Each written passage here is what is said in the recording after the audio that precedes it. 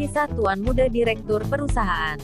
Episode 52-53. Lion merasakan kalau Nana lagi menggerutu dalam hatinya. Dengan lembut dia berbisik di telinga Nana. Jangan mencoba mengumpatku. Karena kalau tidak, aku tidak akan membebaskanmu malam ini. Mendengar perkataan Lion, Nana bergidik ngeri. Dia langsung mundur ke belakang dan mendadak hilang keseimbangan. Dan hampir terjatuh ke lantai.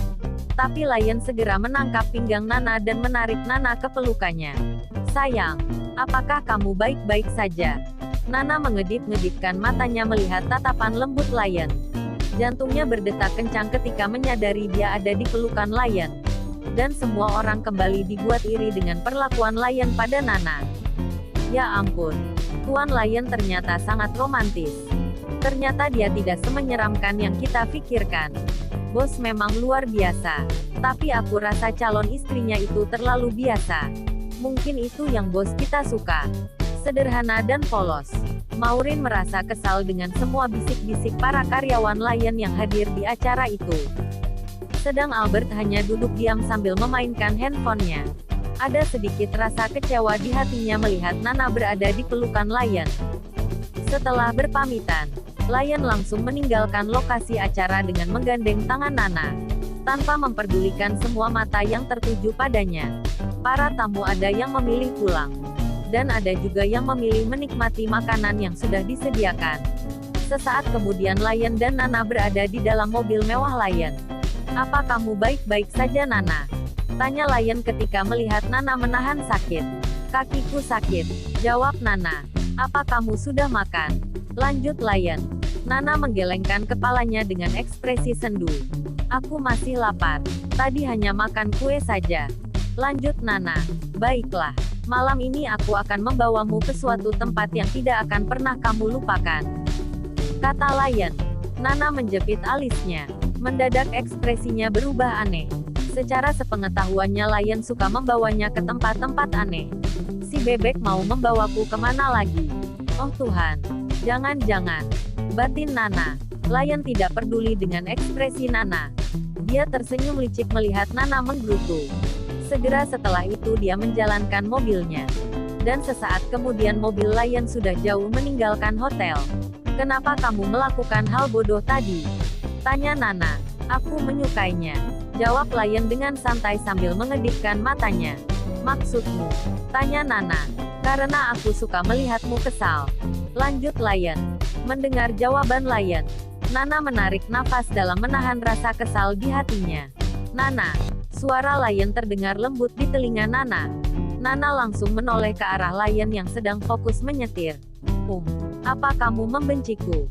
Tanya Lion. Nana tampak berpikir. Tidak, jawab Nana. Mendengar jawaban Nana, Lion langsung meliriknya. Terus, apa? Tanya Nana. Kalau gak benci, berarti kamu menyukaiku. Lion mulai merasa deg-degan menunggu jawaban Nana. Nana mengerutkan keningnya seraya berkata, aku tidak memiliki perasaan apa-apa padamu. Jadi fokuslah menyetir. Aku hanya bertanya. Jadi jangan berpikir macam-macam. Itu semua karena aku merasa bingung dengan sikapmu yang selalu galak.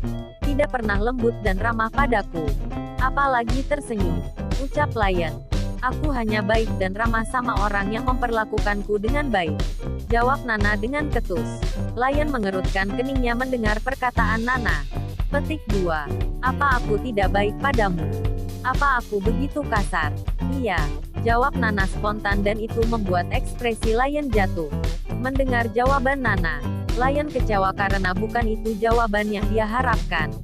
Namun dia semakin penasaran dengan perasaan yang sedang dia rasakan. Ini bukan perasaan cinta atau suka. Ini hanya rasa respek karena dia pelayanku. Batin Lion. Setelah lama terdiam, tiba-tiba Nana terkejut dengan getaran suara handphonenya. Melihat ide pemanggil, Nana langsung tersenyum dan mengangkatnya. Apakah aku mengganggu? Terdengar suara lembut jahat dari seberang telepon. Tidak, ada apa? Apa malam ini kamu punya waktu? Nana melirik Lion. Setelah itu lampu menyala di kepalanya dan ide yang sedikit gila muncul dalam pikirannya. Nanti aku kirim lokasi padamu. Oke, aku akan menemuimu. Setelah itu Nana menutup teleponnya dan menoleh ke arah Lion. Kamu mau membawaku kemana? Tanya Nana. Lion tetap diam, tidak mau menjawab pertanyaan Nana. Dia malah menambah kecepatan mobilnya. Lion, apa yang kamu lakukan? Pelankan mobilnya. Aku takut. Nana begitu takut sampai tidak sadar dia menggenggam erat lengan Lion seraya memintanya untuk melambatkan laju mobilnya. Tiba-tiba Lion ngerem mendadak. Nana langsung kaget dan hampir kejedot lagi. Lion, kamu. Nana menatap Lion dengan geram. Belum saja Nana bisa melanjutkan perkataannya. Lion menatapnya dengan sinis. Apa kamu takut mati? Tidak, aku hanya sayang dengan nyawa yang Allah berikan padaku. Jawab Nana. Lion menyeringai aneh. Allah, siapa dia? Tanya Lion. Tuhanku dan Tuhanmu. Secara tidak langsung Nana memberitahu Lion tentang keberadaan Tuhan. Aku tidak punya Tuhan. Ucap Lion tanpa ekspresi. Ekspresi Nana menjadi rumit ketika mendengar pernyataan Lion. Dia kira Lion beragama lain dan mempercayai Tuhan yang dipercayai agamanya. Akan tetapi Lion ternyata lebih parah dari dugaannya. Kenapa kamu mengatakan itu? Tanya Nana dengan heran. Karena aku bisa hidup tanpa Tuhan. Aku cerdas dan berbakat. Jadi aku bisa melakukan dan mendapatkan apapun yang aku inginkan. Termasuk wanita jelek sepertimu. Kata-kata Lion sukses membuat Nana menatap ngeri ke arahnya. Nana menarik nafas dalam dan berkata dengan tegas. Aku tidak peduli kamu mengatakan aku jelek atau tidak. Sama halnya kamu tidak mengakui adanya Tuhan. Maka aku juga tidak akan pernah mengakui keberadaanmu. Dan satu hal lagi. Mungkin kamu bisa mendapatkan semua yang kamu inginkan kecuali aku. Karena sampai kapanpun aku tidak akan pernah jatuh pada manusia yang sombong sepertimu. Lion bergidik ngeri melihat tatapan Nana. Dia kehilangan kata-kata. Untuk sesaat mereka terdiam. Kenapa kamu tidak bisa menyukaiku? Apa kurangnya aku? Aku CEO perusahaan besar. Tampan. Memiliki rumah dan kendaraan mewah. Semua wanita bermimpi untuk berada dalam pelukanku. Apa kamu tidak normal? Tanya Lion. Aku memang tidak normal. Karena masih mau bicara dengan bebek idiot sepertimu. Jawaban Nana terdengar begitu pedas. Dan seketika itu ekspresi Lion menjadi buas. Nana memalingkan wajahnya dari Lion dan bergegas membuka pintu mobil. Namun sebelum itu, Nana tanpa takut berbalik menatap Lion yang kesetanan. Aku selalu berharap di balik perlakuan kasarmu tersisa sedikit kelembutan.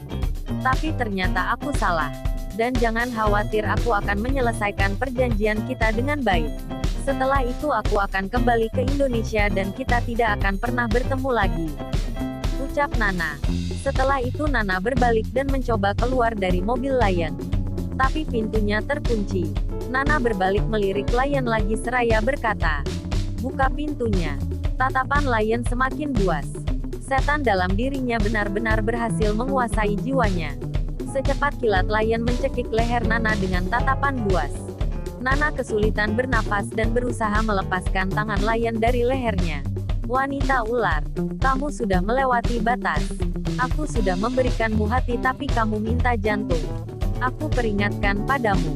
Aku ini Kim Lion yang dalam sejarah hidupnya tidak pernah ada yang berani menolak dan menentangku.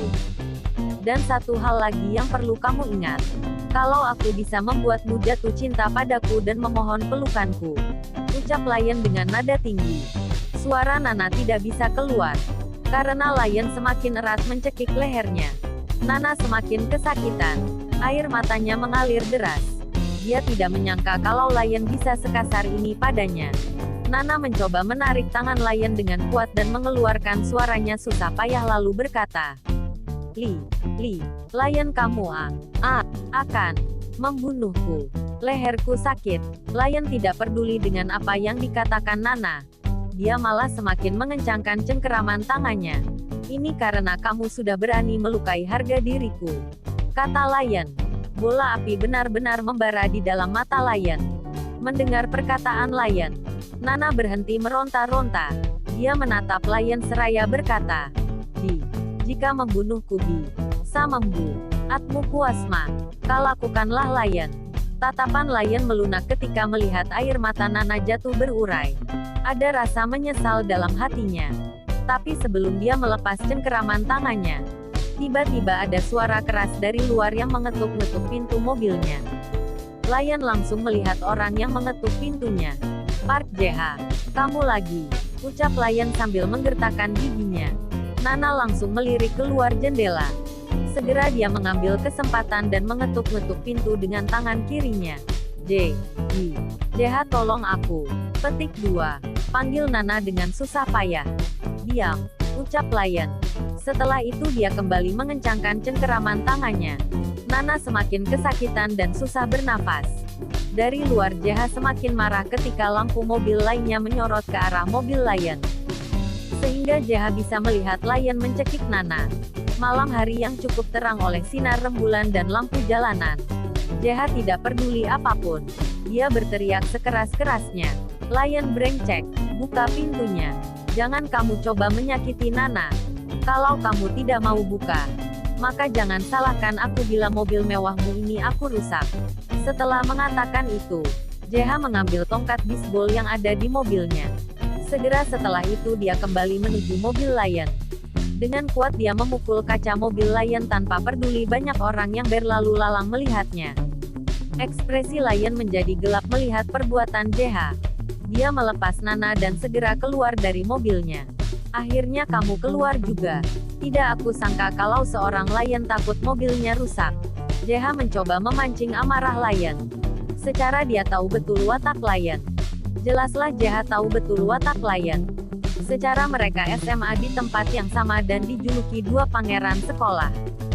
Akan tetapi mereka tidak pernah akur dan keduanya sering masuk BP karena berantem. Kalau bukan karena kecerdasan otak dan pengaruh keluarga mereka, mungkin pihak sekolah tidak akan meloloskan mereka dari hukuman. "Aku bisa membantumu untuk merusak mobil ini." Setelah mengatakan itu, Lion mengambil besi yang seperti tongkat bisbol. Dan dengan cepat dia memukul bagian depan mobilnya. Lion, apa yang kamu lakukan?" Nana ketakutan setengah mati karena dia masih di dalam mobil. Melihat apa yang dilakukan Lion, dengan cepat JH membantu Nana keluar dari mobil Lion. "Kamu tidak apa-apa?" tanya JH sambil menopang tubuh Nana yang lemah. Nana mengatur napasnya dan berusaha mengeluarkan suaranya sambil memegang lehernya yang memar. "Tidak, aku baik. Tolong bawa aku pergi dari sini." JH mengangguk dan segera membawa Nana menuju mobilnya. "Kamu tidak bisa membawa calon istriku pergi." Lion menghalangi langkah Nana dan JH. JH menatap tajam ke arah Lion. "Kamu gila Lion. Bagaimana mungkin seorang calon suami menyakiti calon istrinya? Kamu bukan manusia karena kamu tidak punya hati dan belas kasih pada wanita. Kamu tidak perlu menceramahiku. Jika kamu ingin membawa wanita ini maka kamu harus langkahi mayatku dulu." Lion mengulurkan tangannya menantang JH. JH yang kasihan melihat Nana yang lemah. Tidak mau buang-buang waktu. Segera setelah itu dia membawa Nana ke pinggir dan membantunya duduk. Nana mencoba mencegah JH ketika dia melihat JH menerima tantangan Lion. "Jangan ladeni dia. Karena dia bukan manusia. Aku tidak ingin kamu terluka," ucap Nana sambil meremas tangan JH.